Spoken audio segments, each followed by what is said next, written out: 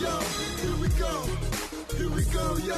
One time for your mind. You know we ball all day. Yeah. Just know we talk ball all day. Welcome to the full court press. Full court press. We got Danny Thompson on the mic, so just chill with the set. Ball all day. Yeah.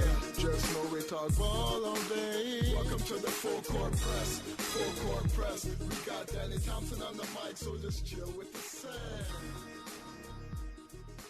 We are back for hour number 2 of Full Court Press Radio, sponsored by SOFOELLC on the new 96.9 The Game, Orlando sports leader. I'm your host, Dane Thompson, checking with you tonight with my main man, Marc Johnson, and Paul Myers at NBAFCPRadio.com. For those who missed the last segment, of course, we had a little technical difficulties with my headset. And then, of course, you know, for those who've listened to the show enough, when Marc Johnson gets on a roll, he gets on a roll. I mean, Marc was just dropping knowledge everywhere on both sides of the plane, and next thing you know, it is, you know, we get close to the break, we have to cut Marc off. You know, we don't want him going over. So, you know, that's the part of having live radio. It makes everything fun. So, you know, we want to shout out to everybody, you know, for hanging with us in that last segment. So, speaking of segments, it's been a while since we've done this. It's been about a month or so since we had him on. And he is the editor of OrlandoPinstripePost.com. He also covers Orlando Magic on a regular basis. He's a good friend of the shows and also a regular contributor with us. Our main man, Zach Oliver. Zach, how you doing, sir? Man, I'm making a comeback like Baron Davis. Oh, hopefully not with that hairstyle. Oh, yeah, the hair. Woo. You know what? That's just easy. That's too easy on that one. But you know what? Our producer, our super producer, Chris, said that Zach is now a gangster based on his call. So perhaps he is making a comeback like Baron Davis in the hairstyle. Hey, you know what? As long as he has Soul Glow and Activator, I'm all in. And Zach, when the Magic get back from London, if you come anywhere with a Jerry curl and some type of activator, trust me, it will be on social media. I won't make any promises. Well, you know what? The Magic they're in London this week, so we'll get to that in a minute. But, you know, it's been about a month or so since you've been on with us. So, basically, in the last month, besides Scott Skiles winning Eastern Conference Coach of the Month for December, in your take, how has the Magic been in the last, let's say, 10, 12 days, in your opinion? They've been in a tailspin, which doesn't really surprise me. I thought that, you know, while they played extremely well in December, they were beating up on teams that they should have beat.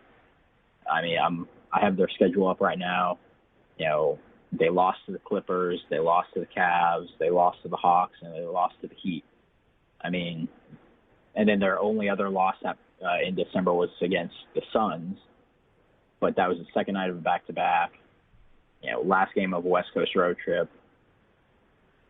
Kind of, you know, maybe a schedule loss of sorts.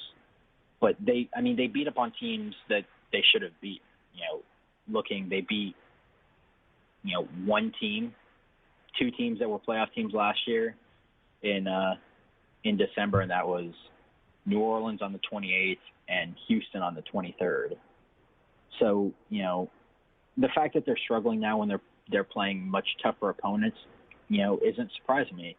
They're, let's see, I believe they're 5-12 this season against teams over 500, 15-6 against teams below 500. So they're beating teams that they should, and they're losing to teams they aren't as good as. And things don't get much easier. 13 of their next 16 are against teams over 500. They have a stretch to start off February at San Antonio, at Oklahoma City, home against the Clippers, a home and home with the Hawks, and then the Spurs right before the All-Star break. Ouch. That's not really pretty. I mean, like you said, outside of Philadelphia, it's not really a good stretch for the Magic. You know, they have an entire week off, you know, this week, basically with only one game this week. In your opinion, real quick, you know, before we go any further, in the last couple weeks, Nikolai Vucevic is actually, with the exception of the Cleveland game, playing some of his best basketball of the season. Is it the fact that Nikolai has is Vooch really pretty much learning the system defensively and getting more confident in it? What do you think, if not, what do you think has been the biggest part of his success in being the turnaround with his game in the last few weeks? I mean, it's just a matter of him scoring the ball really efficiently.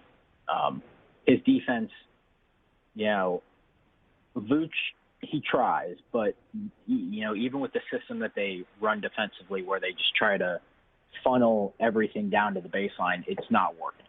He's been really bad in the pick and rolls lately, and they're just getting torched, and a lot of it starts with him defensively. But scoring the ball, he's been really good, and his rebounding's still down from last season, but I think it'll be fine.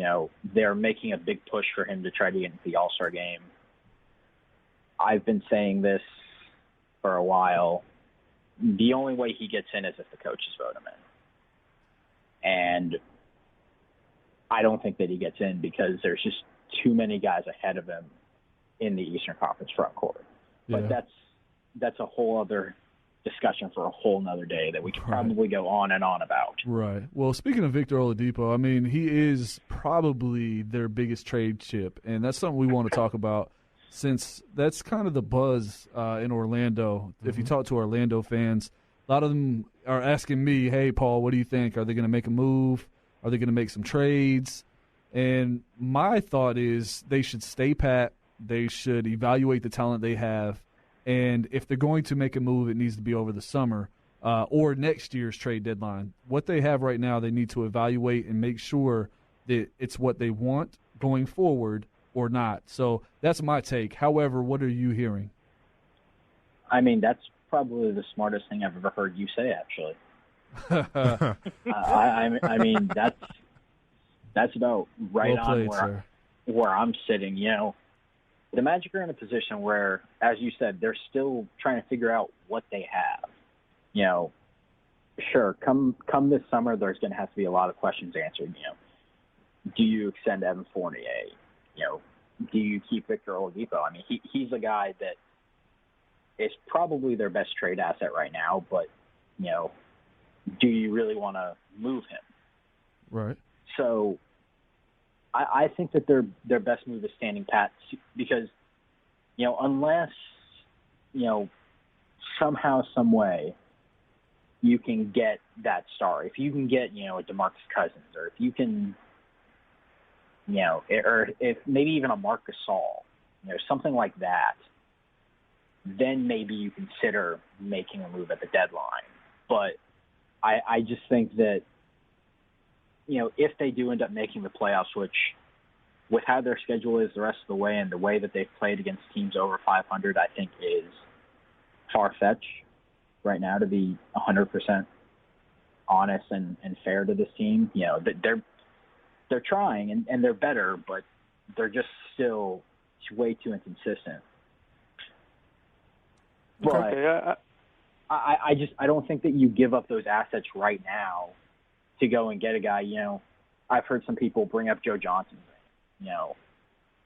Why do you go and rent a guy for 2 months and then maybe make the playoffs and give up an asset or two to do it? If you're getting a guy who can really be here long term and make an impact, then you talk about it. But I think standing pat is probably their best move right now. Okay. I have a question. Magic, they're getting ready to take a trip over to London. How popular is the Orlando Magic, in London and the England area? They're very popular, which, confuses me a little bit, but at the same time I understand it. I was talking to Danny this afternoon, the Magic are more popular than LeBron is over there. They are.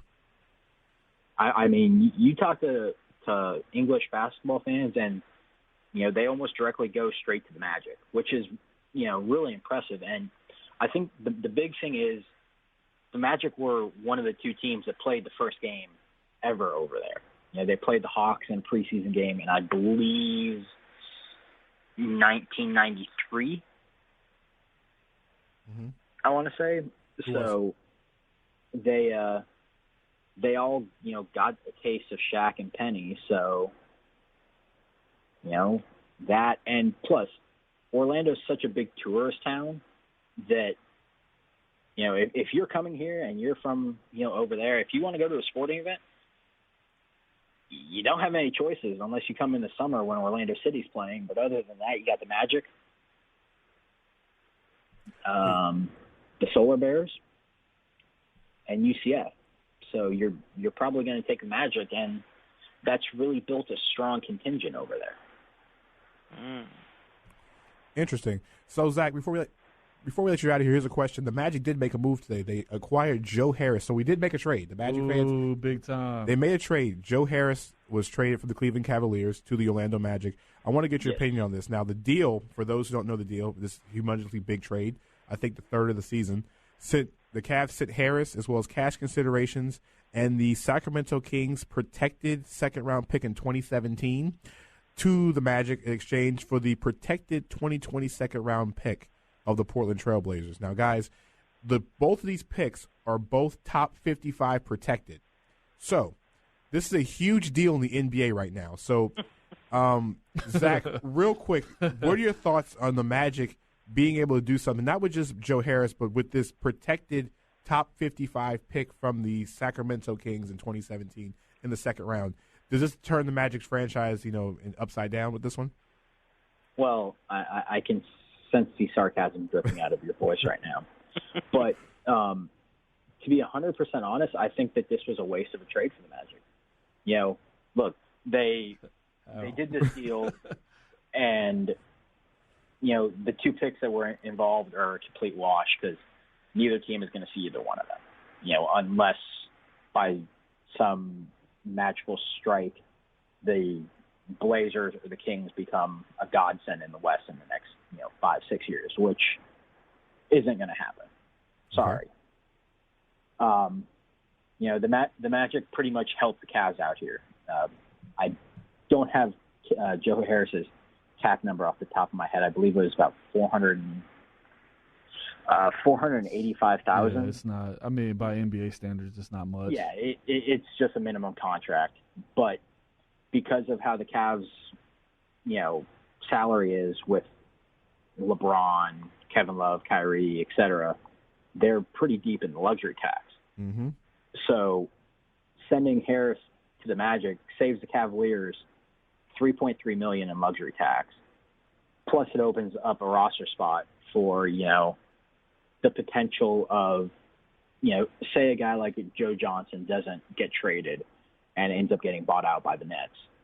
That opens the door for him to go and sign with the Cavs and give them improved wing depth and a guy who can still score 15, 20 on a given night off the bench. So my problem with this is if you're the Magic, why? I get it. You're doing the Cavs a favor, and the Magic already requested waivers on Joe Harris, so he's never going to see the light of day in Orlando. Well, I mean, they did a good thing on that one. But Zach, before we let you out of here, what you got coming up on the Pinstripe Post for us? We should have a lot of stuff coming up.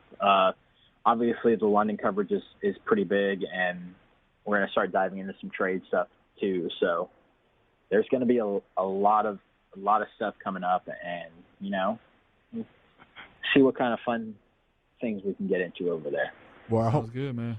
Hey, like I said, we hopefully the Magic can at least finish the week at 1-0. Like I said, the big game with Toronto, and they have to win this game because, like you said, they've been tail spinning as we're getting close to the deadline. If they don't, then they could be one of those teams that, like Paul would say, it should be sell time in Orlando.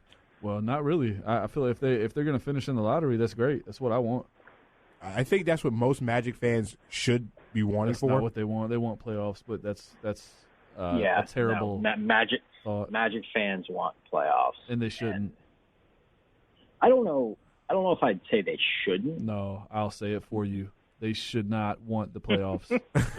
I'm sorry, Zach. There's not going to be anything you can say to change my mind. There's not going to be anything the Magic ownership could say to change my mind. You do not want to make the playoffs if you're the Orlando Magic. It will be fool's gold, and you will hurt your draft stock, your draft pick. Why would you want to go into the first round of the playoffs, get obliterated, only to lose 5 or 6 spots in the draft? No, please, Orlando, lose. For our sake as fans, we would rather you get a good draft pick, get a talented player, I mean, if you get in the lottery this year, you're looking at Jamal Murray at pick 11 right now. NBA Draft Net, they got him at 11. I mean, that's